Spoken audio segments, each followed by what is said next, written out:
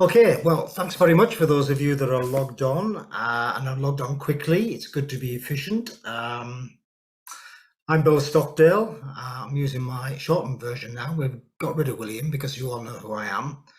This is our third series of webinars. Thornley Street History Group are really pleased to be running these events and giving you the opportunity of listening to our wonderful speakers.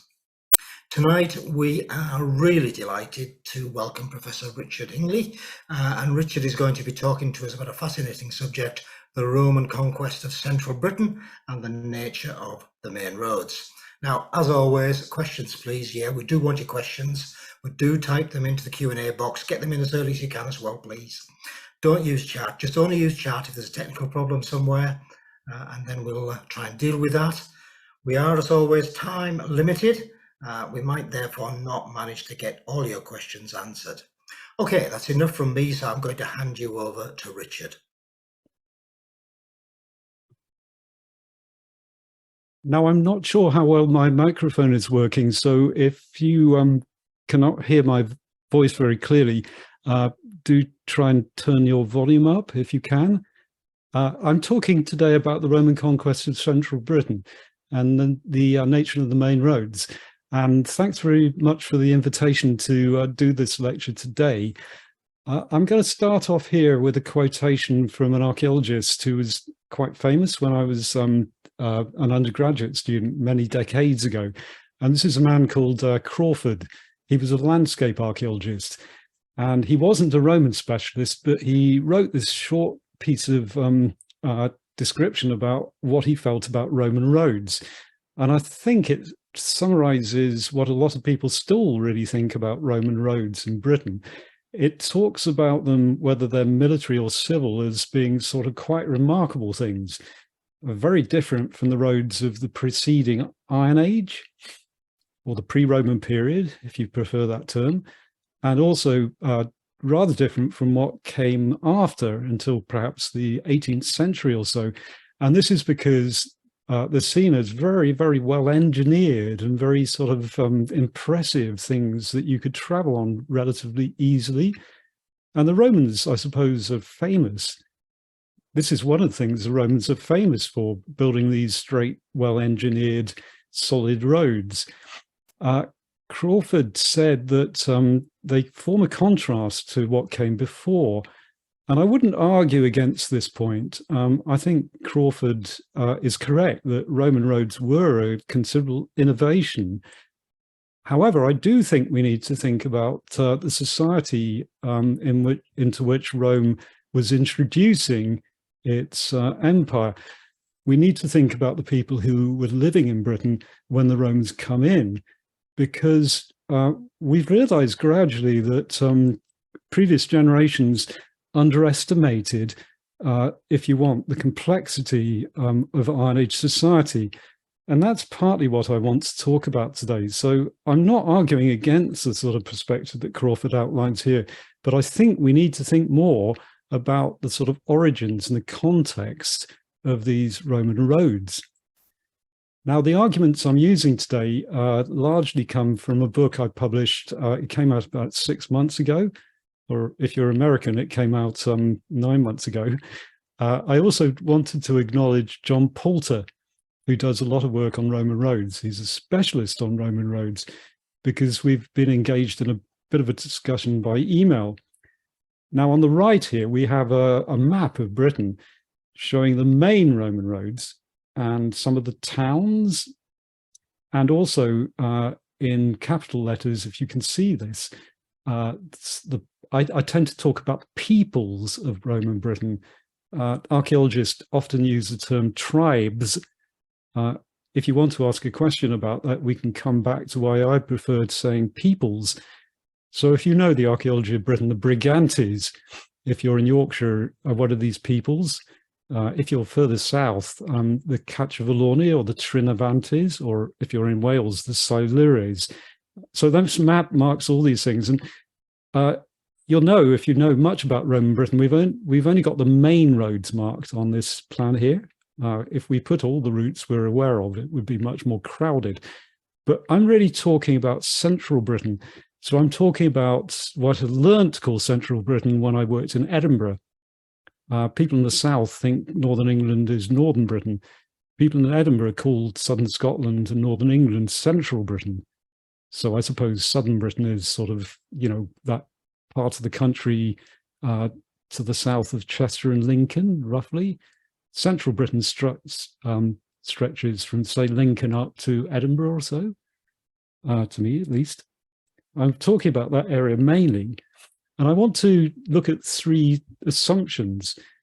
I would stress to you, if you think archaeologists deal with definitive knowledge, if you think we know about the past, I would explain that we really don't. We make assumptions about the past, reasoned assumptions, I hope. And 3 of the assumptions I'm using here are that when the Romans come to Britain, what they're doing is reflecting partly the pre-existing political geography. Now, what I mean by saying that is the process by which the Romans conquer Britain and also the lines of communication they build partly reflects the attitudes and policies of the ruling elites, the ruling families of the local Iron Age societies that they incorporate. So the Brigantes, if you're based in Yorkshire, we know that's the case, and I'll talk about that briefly later. But I think it's probably true across the whole of Britain. The Romans respond positively, if you want, to people who side with them and be friendly, and they attack people who resist them. It's a double strategy, if you want. Another assumption I'm using is that the main Roman routes of campaigning and control, that these Roman roads that are so famous, they form one element of the process of campaigning and conquest, but they took some time to be developed. If you think about the Roman military campaigning, say, across County Durham or up to Hadrian's Wall, they will have been fighting people who oppose them. They will not have been initially building Roman roads. These roads would take time to construct, and they'd be built over the years after the territory was conquered. And furthermore, when the Roman military are moving through this landscape, they'll be deliberately using pre-existing corridors of communication wherever they can. Now, we used to have this image of the Iron Age, which is that Iron Age people were quite localized, that they didn't really travel very much. But we increasingly know that's not true. Iron Age people moved across the landscape. They moved large areas. They traveled and met each other. And local communities were never isolated. This doesn't necessarily mean that Roman roads were built directly on top of Iron Age routes, and I'll talk about that a bit. My third assumption is that local society across much of central Britain was not as decentralized everywhere as usually been assumed. And by that, I mean that people weren't as isolated. They had leading families. They weren't totally egalitarian, if you want. And across Britain, Iron Age society, I think we know really, was organized through regular seasonal meetings. And I want to talk a bit about some of these places of seasonal meetings and what they're like in central Britain. So 3 assumptions. Now, one thing I would say, many of you may know about this site already, we do seem to have one convincing Iron Age metalled road. This is a road at a place in Shropshire, which looks like a Roman road, but it's well dated through archaeological excavation to the Iron Age. It's a cambered, metalled road, and it's quite straight. We do also have some paved roads, or metalled roads, from late Iron Age settlements, which predate the Roman period. Now, one idea I just mentioned to you, again, it's an interesting issue, I think, is that most of our Roman roads are not closely dated. We haven't had very much excavation. To date a Roman road, you have to dig through it, and you have to find archaeological material buried underneath it, or you have to find some carbon or something that can be dated. We can use radiocarbon dating to date carbon, things with carbon in them. So some other things that have been seen as Roman roads may actually have been Iron Age. And I think this site at Sharpston Hill in Shropshire does make you think because, you know, from my reading of the reports, the excavation report on this road, it is conclusively of Iron Age date. So it's pre-Roman. If you look at this map, it runs across from east to west, and it looks very like a Roman road. The other ridgeway marked on this map is thought to be prehistoric. That's not a Roman road. So perhaps some of our Roman roads are actually Iron Age cambered paved roads. But I have to say, this Sharpston Hill example is the only example I can quote to you of a convincingly, I think, I mean, archaeology is always open to reinterpretation and new discoveries, but I think we can assume this is an Iron Age road. Now, Mike Bishop wrote a very thoughtful book, which, you know, I use myself and I'm interested in. I think it argues a series of interesting points, which you can see on the screen here, a secret, or the secret history of Roman roads of Britain. And what I take from him is that the Roman military, when they're campaigning, will not usually have the time to construct well-engineered and metal roads. And they use pre-existing routes, and they come back to formalize and construct these as, you know, what we see as Roman roads, after they've actually defeated any people in that landscape that need defeating. So the main Roman road system across Britain is a product of decades of campaigning and the establishment of order, and it's based on the manipulation of existing communication routes. And I would accept, generally, this doesn't come from Mike Bishop, I would say, I do accept that we have few traces, apart from the ones I've mentioned, of Iron Age roads or tracks which run across long distances. But we do have established central places. In southern Britain, we call these usually opera. You can see the spelling on my slide here. And these opera will have been connected together by land routes. And we've not paid enough attention to these routes of communication during the Iron Age. Now, if we look at southern Britain or southeastern Britain, basically, we know a lot about the process by which Rome conquered these people. So I'm talking here about some sort of southern, southeastern sort of, I suppose, I don't know, a tenth of Britain, stretching roughly from Dorchester, Dorset in the southwest up to Leicester, and then across to Colchester, slightly north of Colchester. We know a lot about how the Romans conquered this area. And we know from a combination of sources that Rome co-opted and bribed pre-existing leading families across this area. So we have a whole series of peoples, or if you prefer it, tribes, and the leading families of a number of these people are friends of the Roman Emperor before the Roman Empire actually invades Britain. So from the time of Julius Caesar down to the Emperor Claudius, who invades Britain in AD 43, we have this political manipulation going on of leading families and leading individuals.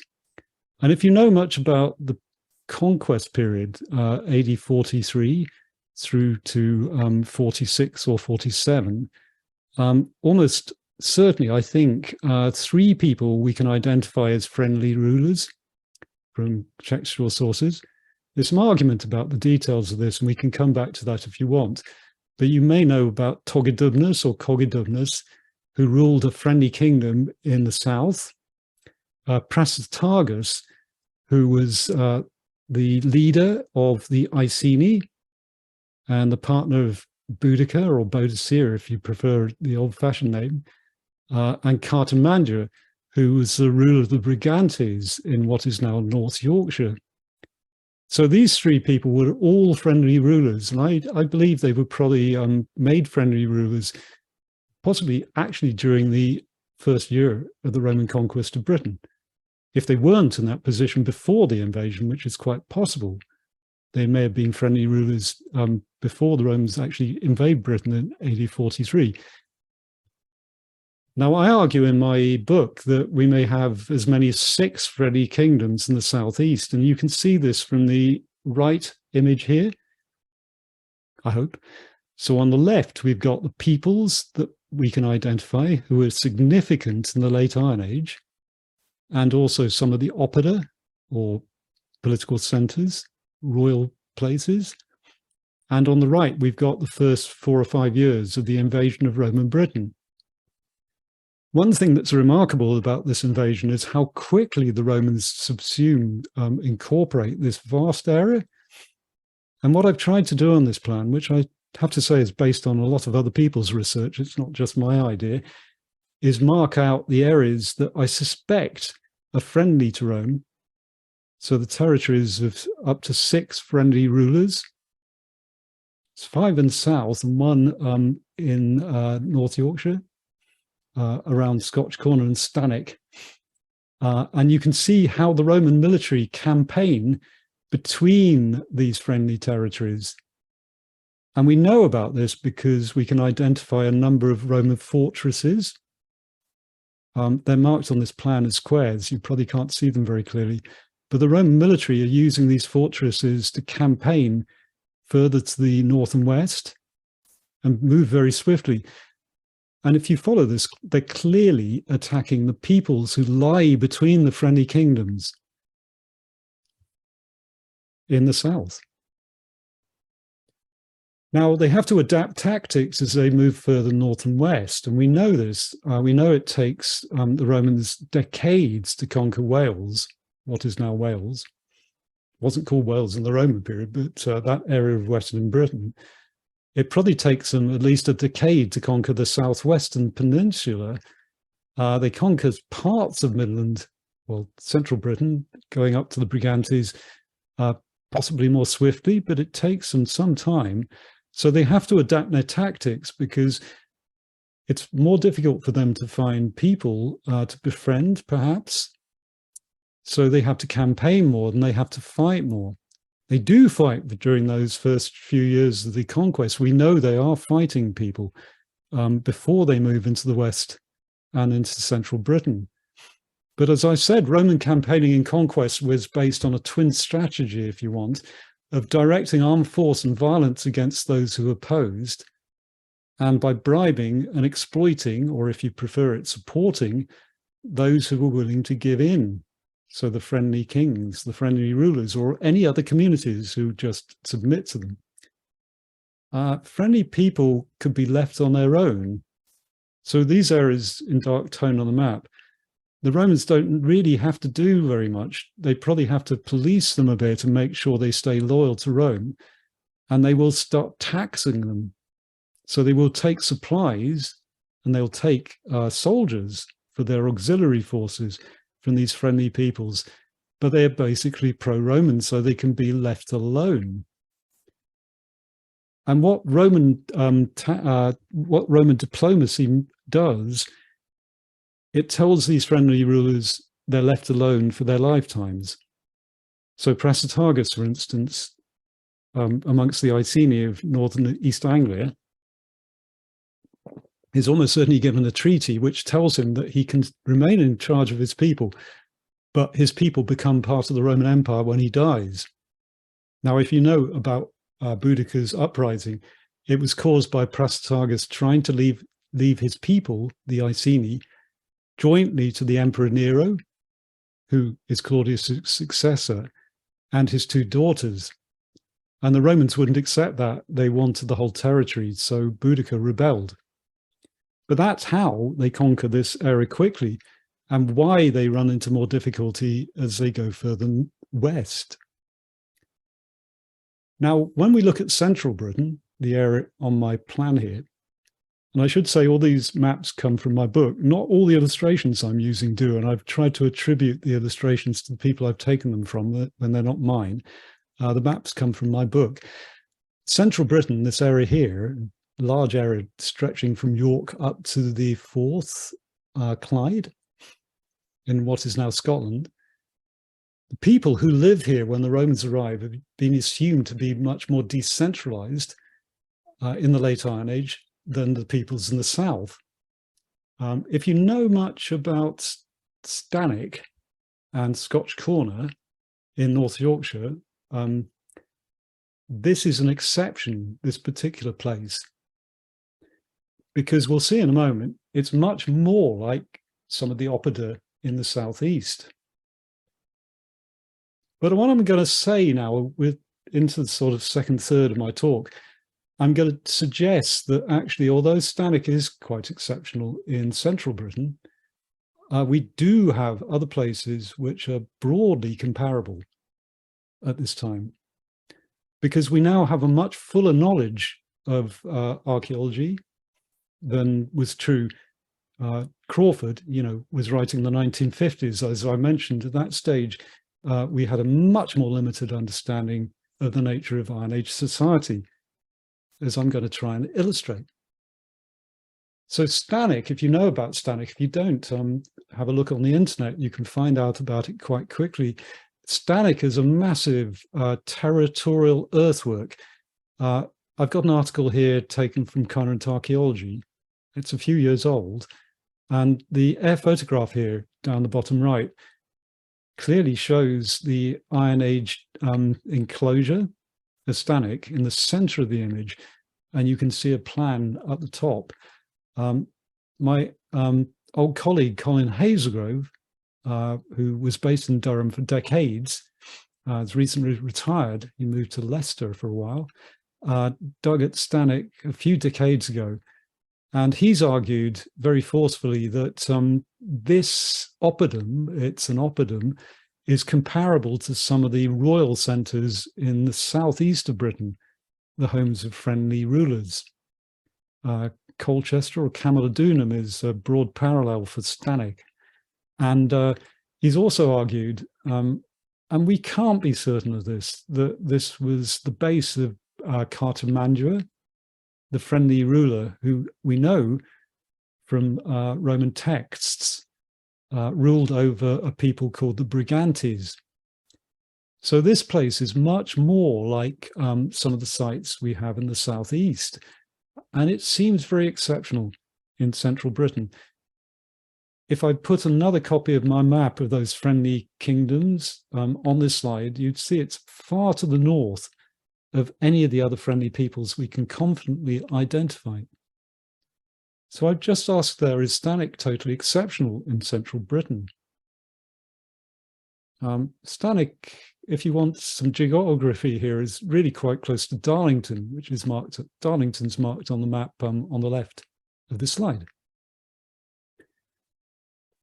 Now, one thing about Stannick, which I think is really quite exciting and it's relatively new, is the work that was undertaken in advance of the improvement to the motorway, the M1. So if you've been driving up and down the M1 until a couple of years ago, for years and years, there were major roadworks around Scotch Corner and to the north of that and to the south. One of the things which took time when they were improving the motorway, was the large-scale archaeological excavations that were undertaken in advance of the motorway construction or motorway improvements. And David Fell, who did some wonderful work as part of this, this is one of his reports. What he's done here, you can see from the caption, is to mark what they could recognize from their work as the Middle and Iron Age routeways running roughly along the course of what becomes the Roman road of Deer Street.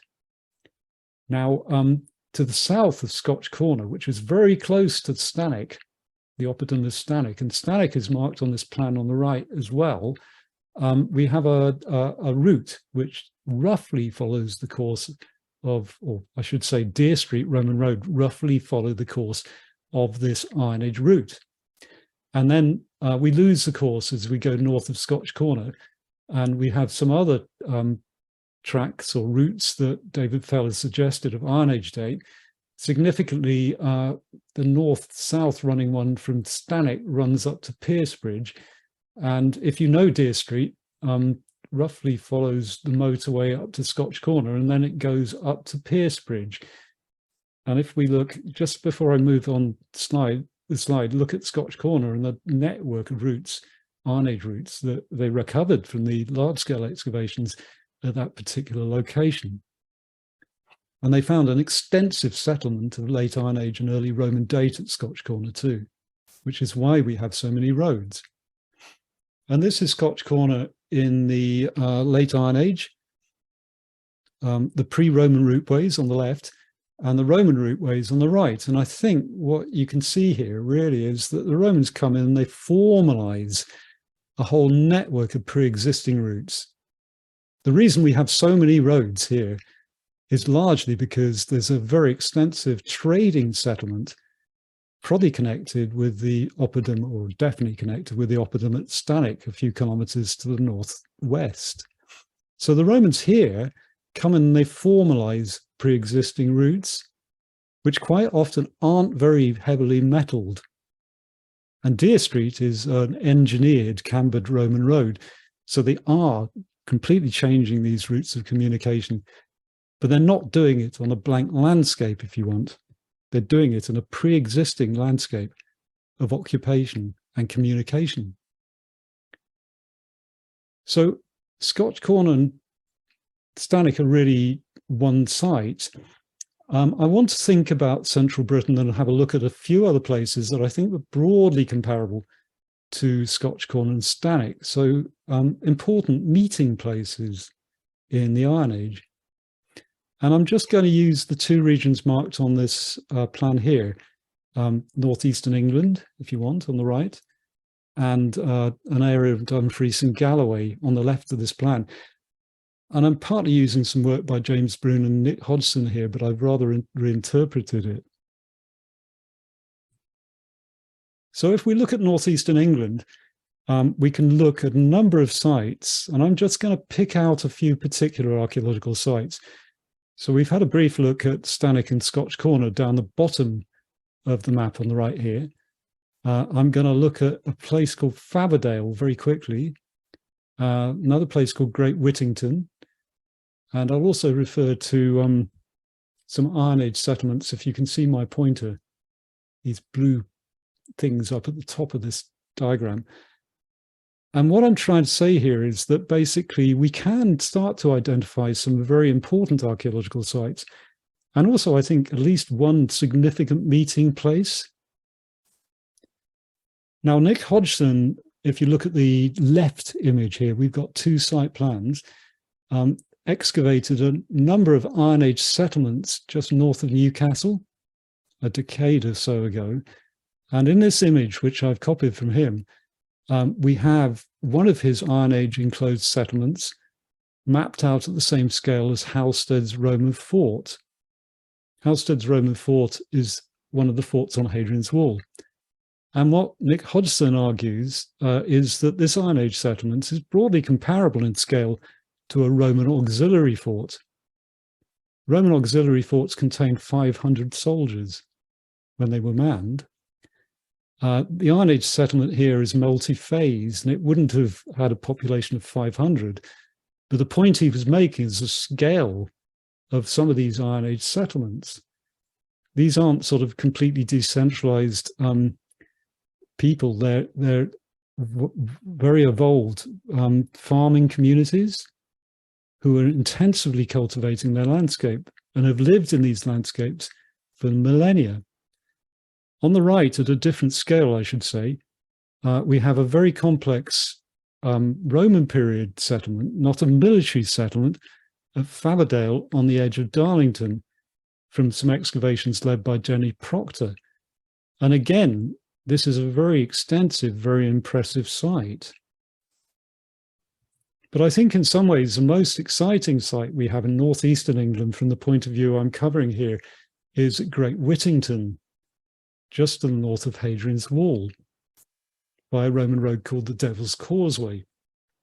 And here I'm using some work by a whole series of metal detector users, which was written up by two archaeologists, Collins and Biggin, a few years ago.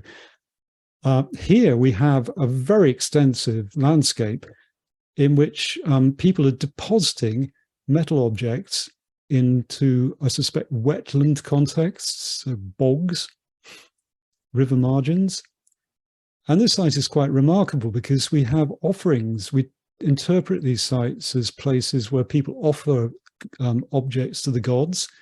And we have metal offerings made right from the Bronze Age through to the early medieval period, but primarily Roman objects, including a large number of coins and brooches. And we also have some Iron Age objects, which ought to predate the Roman conquest of the area. This is an example of a type of site that occurs quite a lot in southern Britain, where you have large-scale deposition of metal objects into quite often into wetland contexts. And these are interpreted by many archaeologists as significant places that people come to at certain times of year to make offerings to the divinities of the landscape. And I think here, we can identify a meeting place that's for ritual activity, religious observancy, but also a place at which people will be talking and carrying out diplomacy. And it's interesting, it's just to the north of Hadrian's Wall by the Devil's Causeway Roman Road. It doesn't originate, we suspect, during the Roman period, because we have Iron Age finds here. And the Roman finds continue throughout the whole Roman period. They don't cease, they go right up to the end of the Roman period. We have a few early medieval finds here. So this may be a place that has a significance for millennia as a place people come to meet. Now, I've been talking about those sites which are on the slide again, this map, which I've taken from that article by Hodson and Brune, but I put my own interpretation onto the archaeology. And I want to look at some other sites in Dumfries and Galloway. I want to look at two. I could look at a few more, but I think these two sites are important in terms of what I'm talking about. One is called Overig in Eskdale, and one is Burnswalk Hill. In talking about Overig, I really like to acknowledge the work of Roger Mercer, who died a couple of years ago. And Roger Mercer found this site and excavated and had surveyed it. And I think it's a remarkable site. Burnswalk Hill is equally remarkable. Overig, really communicates with me. It's an interesting enclosure, semicircular enclosure, right banked onto the White Esk River, and it's very close to a hill fort called Castle Ur. You can see the plan here, I hope, on the right. And you've got an air photograph there that doesn't look entirely convincing. Overig is actually, if you can see my pointer, it's here. But if we look at Overig, it's very close to this Iron Age hill fort. Now, traditionally, we used to think that Iron Age hill forts just went out of use in the late Iron Age and weren't in use in the Roman period. But actually, we know increasingly that these hill forts continue to be significant. And Roger Mercer argued that the occupants of the hill fort, or the people who met here, were using the landscape to corral livestock, who were then taken and either supplied to the Roman soldiers as tax, or basically sold to the Roman military on Hadrian's Wall for income. And Overig is just 500 meters or so northeast of the hill fort. Now, Overig was a banked enclosure with quite a big bank and a platform up against the river with a few structures built on it. Roger Mercer argues it's a meeting place. It's very big. You could get hundreds of people into this thing. And he doesn't talk about this particularly. He uses some Iron Age parallels, but I think it's based on the concept of a theatre. Now, across France, Germany, and southern Britain, in the Roman period, we have theatres built at Roman towns and Roman temples. I just think somebody's seen a Roman theatre and built Overig as a response in terms of an Iron Age meeting place. Now, just moving on swiftly, we know people in central and northern Britain are meeting together from one classical text, which is Tacitus's account of the Battle of Mons Graupius, which was fought in AD 84, and at which the Caledonians were defeated by the Roman military. And I've just marked on this map the favoured location. We don't know where this battle was fought, But we know 30,000 Caledonians and Britons met at this place to fight the Romans, to try and drive them out, and they were defeated. Tacitus tells us that they were brought together by embassies and alliances. So this is where the meeting places come in. Iron Age people will have been meeting for diplomacy and to make alliances all the time, not just at times of crisis, like when the Romans invade. And Burnswalk Hill, there's been some recent work at Burnswalk Hill. It's a very dramatic hill in Dumfries and Galloway with an Iron Age hill fort on it. And two archaeologists have recently undertaken survey work here and found very convincing evidence for the site being sieged by the Roman military. So this hill fort, again, you know, it's a communal symbol, and it must be a significant meeting place, because otherwise, why are the Romans attacking it? We don't know the exact date of this attack. John Reed thinks it's early 2nd century. I think it could be Flavian. We really can't date it closely, so it could date to Agricola's activities. Can't really be the site of Mons Graupius. It's not in the right area of Britain.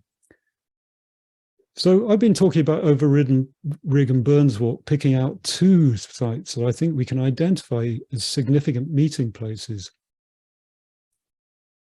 So thinking about meeting places in central and northern Britain, they may be hill forts, whether they're still occupied or even if they're disused, because I remember the hill fort I grew up close to in southern England at Uffington Castle in Oxfordshire continued to be used as a market site until the early 20th century. And I think a lot of hill forts, even when they weren't in use, will still have been significant meeting places. River valleys and crossings, Overig, I suspect, I've been there once, I suspect it's a ford across the Esk. Quite often river valleys and river crossings are important places for meeting. Wetlands close to communication routes where people deposit objects, as at Great Whittington. Therefore, to me, Iron Age society across central and even northern Britain is not a decentralized society, but one that was articulated through regular meetings at times of pressure and indeed at times of peace. And people moving around the landscape will have required routes of communication, whether these were metalled or not. And these Iron Age routes will have followed natural routes, dry ridges and well-drained corridors, river valleys, and fords will have been particularly significant. Now, I just want to look at one final case study to finish off, which is the Staingate. I think one of my main messages is we need to look at the Iron Age as well as the Roman period, because there's been an evolved argument that the Staingate is a Roman road. I don't have any argument with that. The Staingate is a Roman road. The Vindolanda letters tell us it's being metalled in the early 2nd century. And going back to John Poulter, he's argued, I think, convincingly from some details of the alignment of the metalled road here, that it postdates the establishment of the early Staingate Roman forts. So it's not built until around 105. But I would argue, honestly, that I find these arguments, I'm not having a go at John Poulter at all. The Staingate is an entirely Roman route, a bit ridiculous, because if you think about, if you know the Hadrian's Wall corridor, the Staingate is the route, it's just south of Hadrian's Wall. If you're trying to communicate east to west, if you're trying to travel east to west across central Britain, where are you going to travel? You're going to travel through this land because it follows the rivers and you don't have to go over the Pennines or the Cheviots. So to me, like Deer Street, which I looked at earlier, the Staingate must be partly based on pre-existing routes that connected pre-Roman peoples from east to west across Britain, following the relatively low-lying ground and the watershed that follows the rivers. And that's just, I've put a red line here to show you the route of the Staingate around Vindolanda. And I'm not trying to argue, I do accept John Poulter's arguments about the metal road, that it probably dates to the early 2nd century, but this route will have been crisscrossed by Iron Age routes too. And the Staingate, it's a strategic route. It's used in the 18th century for the Hanoverian military way too. It's a natural communication route for anybody traveling east-west. I just want to come out with one speculative idea, which I talked about in my book, about the Steingate, because the Steingate, as you'll know, if you know much about the Steingate, doesn't run right across from east to west. It runs effectively from Carlisle to Corbridge, and then we don't have a road, apparently, stretching from Corbridge to the Tyne mouth, the mouth of the Tyne. And indeed, the line of forts, Roman forts that follows the Steingate, don't seem to continue along the south bank or the north bank of the Tyne. And I just wonder, considering I talked about Great Whittington, which I'd see as a significant ritual site, a meeting place, and Nick Hodgson has these very extensive agricultural landscapes with enclosed Iron Age settlements just north of Newcastle, north of the Tyne there, whether we have effectively a friendly people at the east end of the Steingate. So the Romans don't need to fortify that route, because basically the people there are friendly. Tacitus, the Roman author Tacitus, tells us about a Germanic people known as the Homundurii, who lived beyond the River Rhine in Germany. The Romans didn't need to fortify the river where these people lived. They lived beyond the Rhine because they were free to come over into the Roman Empire to trade with the Romans. They were a friendly people. And I wonder if the eastern area of the Steingate here doesn't need patrolling, the area to the east of the Steingate, because the people here are friendly. So in conclusion, I've been making a number of points, and I've tried to summarize them here. The recent excavation has begun to make us more aware of the scale and significance of society across parts of central Britain before the Roman military arrived. And I think, you know, to be fair to these people, we shouldn't see them as decentralized with no sort of culture or organization. They were people who exploited their landscape extremely effectively and knew how to live a life which involved large-scale communication. Now, I think we do need to focus more fully on how individuals and communities met together and negotiated their relationships across large areas of the region. I've been talking about some clues about meeting places that we can pull together, but we need more work. Because these relationships, I believe, were central to how Rome conducted its campaigning and diplomacy.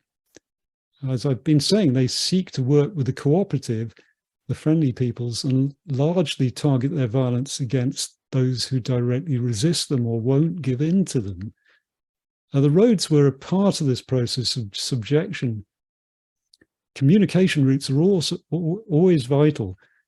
And practically, the Roman military must have used pre-existing communication routes, because you can't march, fight, and plan at the same time you're laying down straight, well-engineered roads.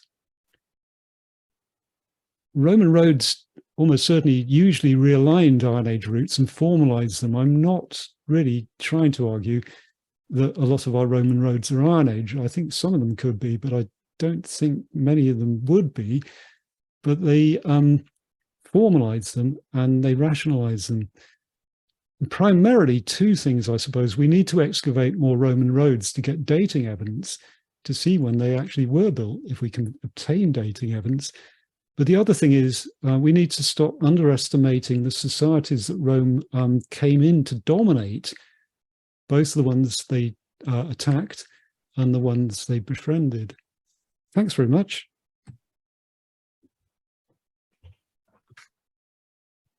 Right, thank you very much, Richard. That was really interesting. I'll just, we've got some questions. There's a question from Mike Haken, which is quite long, so I'll read it.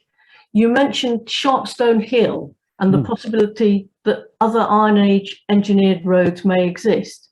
One possibility may be the road from Ilkley to Tadcaster at Adel, where the timber lattice underlying the Roman road was carbon 14 dated to the mid-1st century BC. The two sites have made me wonder whether after Caesar's incursions, as part of increased contact with Rome, some pro-Roman leaders could have borrowed, in inverted commas, Roman surveyors and engineers. Yeah, I mean, that's a very sensible suggestion. One of the people I think who did most to sort of change our interpretation of the late Iron Age is John Crichton. And he published a couple of books, one in 2000, one in 2006. And he argues in the South, he's not really talking about, what I call central Britain. Friendly rulers may have had Roman military units stationed with them. So the emperor might have actually sent an auxiliary unit to Fishbourne, say, to support the friendly ruler there. And he started thinking a bit about the possibility that you might get some Roman-style buildings in pre-Roman context on some of the Oppida.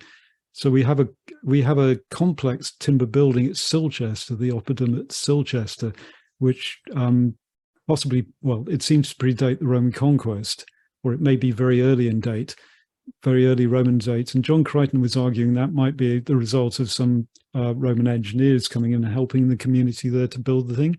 So I think it's quite likely. I mean, I tend to wonder, to be honest, if a lot of our archaeology is misdated too, because London's really interesting, because London's at the core of the network of roads. But how does that happen?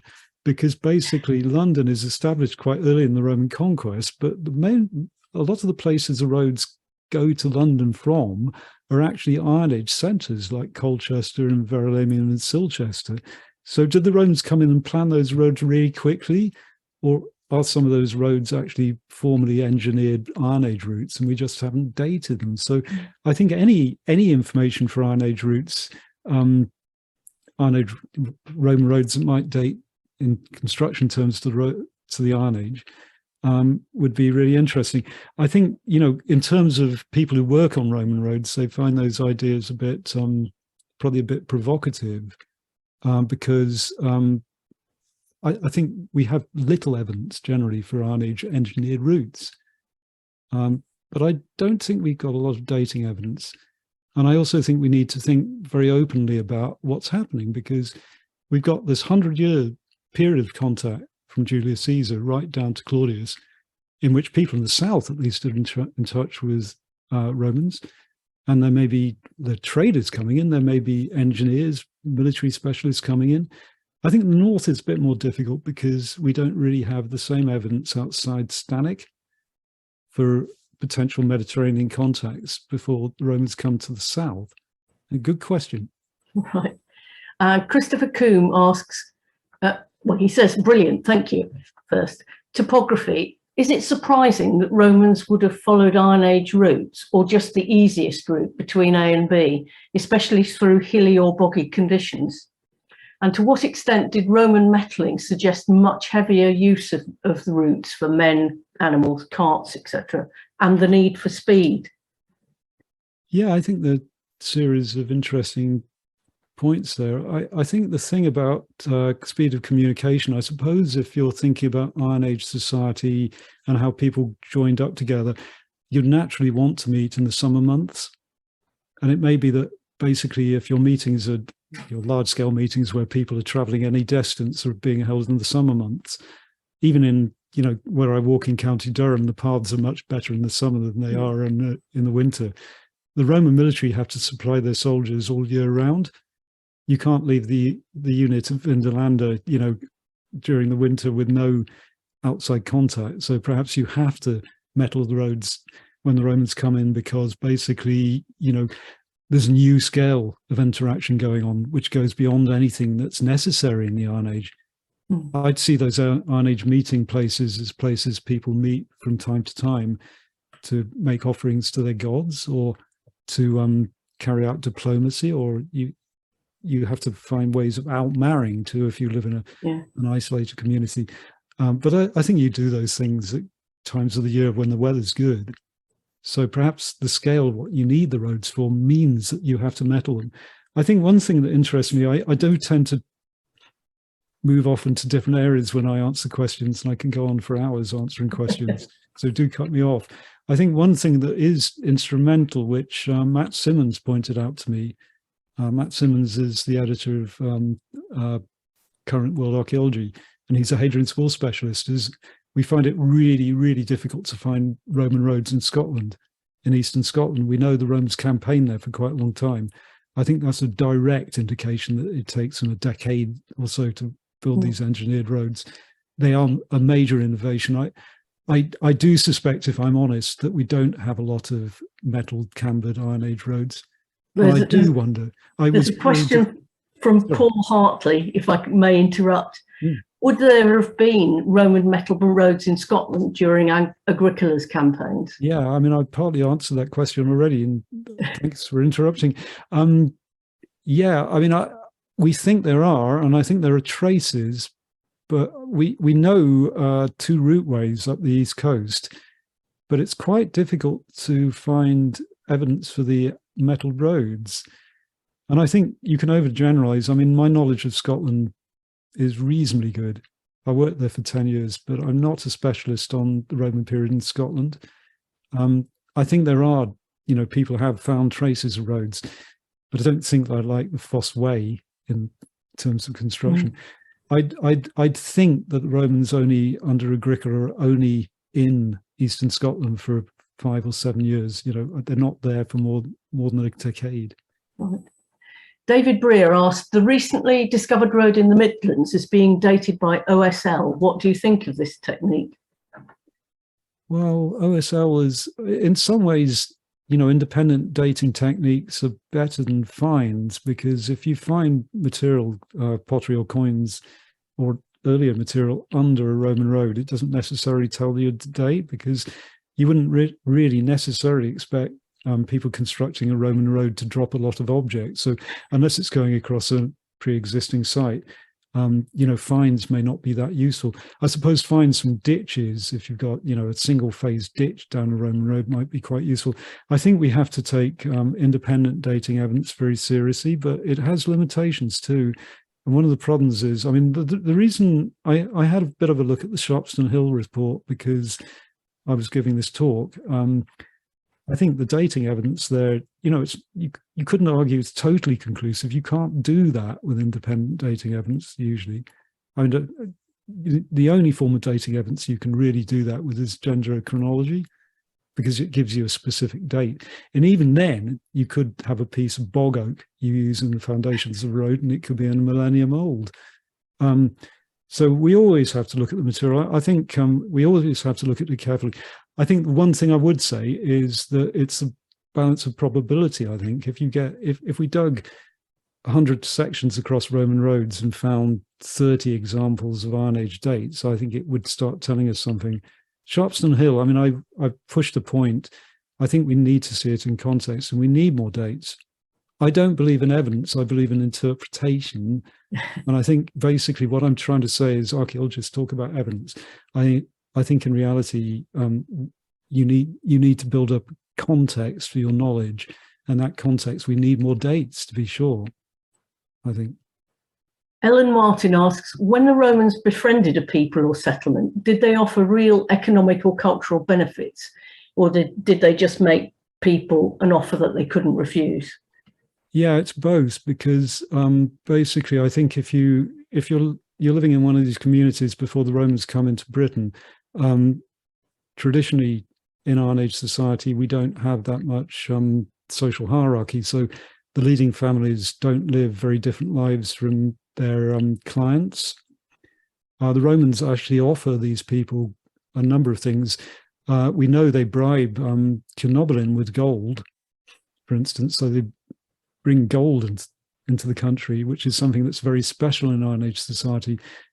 Also, all these Mediterranean imports come in. I mean, you start getting wine imported in amphorae, and garum and olive oil, and they offer sort of fine feasting gear and all sorts of stuff.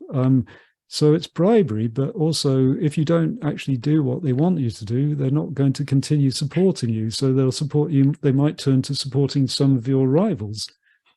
And all these communities, the peoples I was talking about in the south, they have rival families.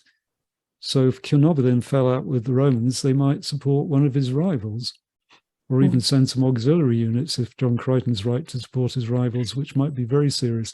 So it's bribery, but you possibly benefit from it.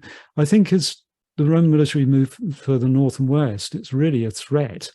I mean, if you don't side with us, if you don't give us crops if you don't give us auxiliaries for our military. We'll come and burn your community, destroy your crops, kill you, drive you off. But I think at the same time, basically, some people do fight them. And I could talk about this for hours. I mean, I think it's partly a strategic thing. It's partly a matter of the history of the communities. Once you're pro-Roman, it's difficult to change, as the Brigantes found, if you know about that. So it's not simple, but good question again. Carol Scott says, did the Romans give the Devil's Causeway that name? I'd have thought it was the name given to the road by monks from Lindisfarne travelling to Durham many years later.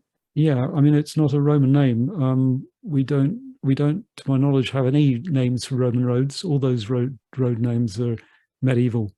The Staingate is a medieval term. Deer Street is a medieval term. We don't know. We know what they called quite a lot of the towns and forts along the roads, but we don't know what they called the roads. Apart from they give them names in the itineraries, but they're just terms they're not descriptive terms for the roads. It's a real shame we don't know the names.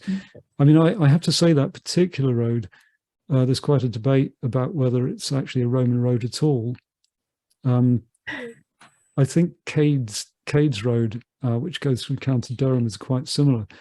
I think they're natural communication routes, and they almost certainly are used.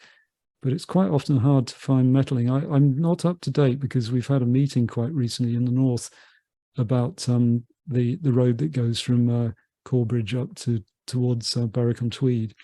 And basically, I don't actually know what my colleagues are thinking about it. But I think you always need to look at the information carefully, because, you know, people have been identifying these routes for decades. And some of them don't necessarily work entirely. But you're right about the name. It's later. Just to ask a really basic question is, why did the Romans want to invade Britain in the first place? What was attracting them? Yeah, I mean, that's the theme of my book, which I mentioned at the beginning. Archaeologists, ancient historians never give simple answers. I'd say the main reason is that Claudius, you may know something about Claudius. I mean, if you're my generation, you may have watched I, Claudius, which was a rather scurrilous series on the television taken from a book by Robert Graves, or trilogy of books by Robert Graves. Claudius had some sort of impediments, and he wasn't, although he was from the senatorial elite in Rome, he wasn't really respected. I think we do know that from classical authors, not just from Robert Graves. And when he comes to power in AD 41, he really needs a victory. And I think the thing about Britain for Claudius is that he probably has, we know he has one person who's run away from his community in Britain to seek sanctuary in Rome. And he may have two, because another late Iron Age member of an elite family had gone to Rome a few years before.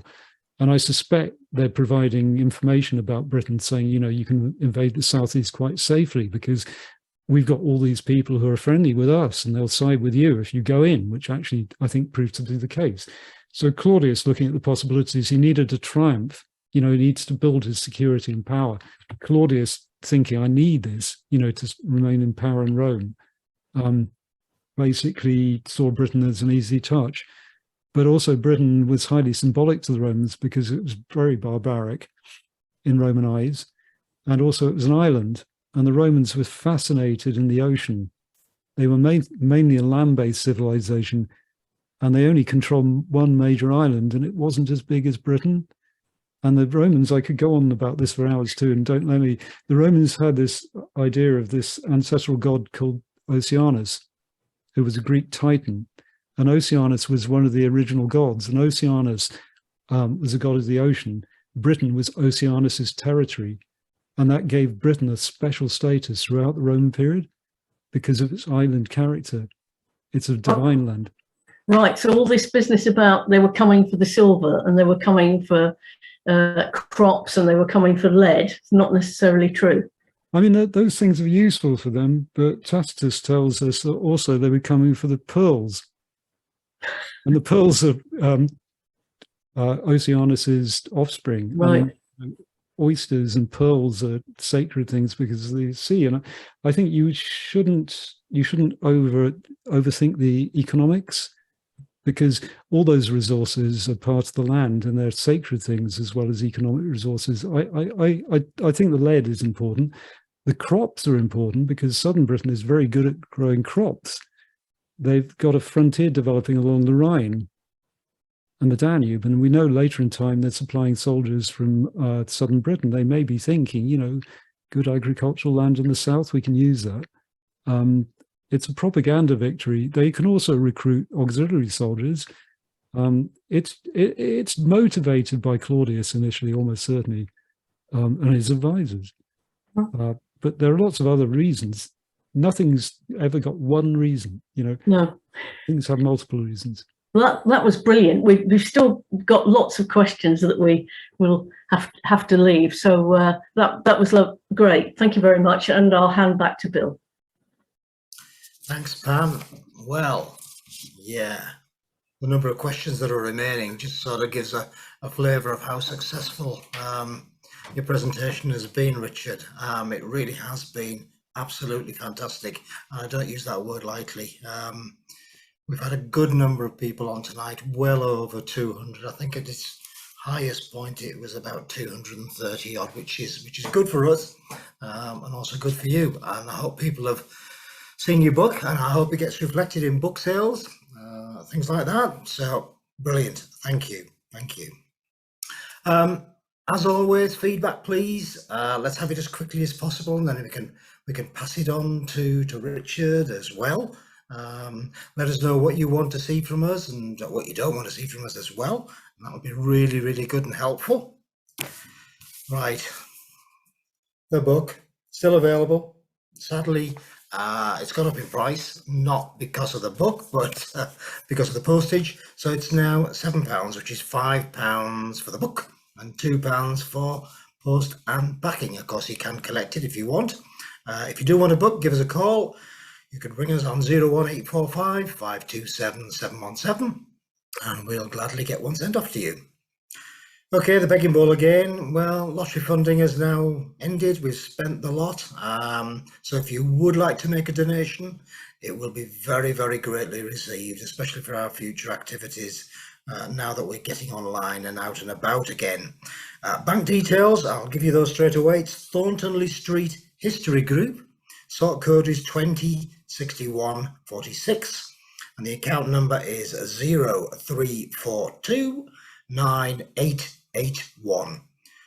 Sort code 206146, account number 0342 9881.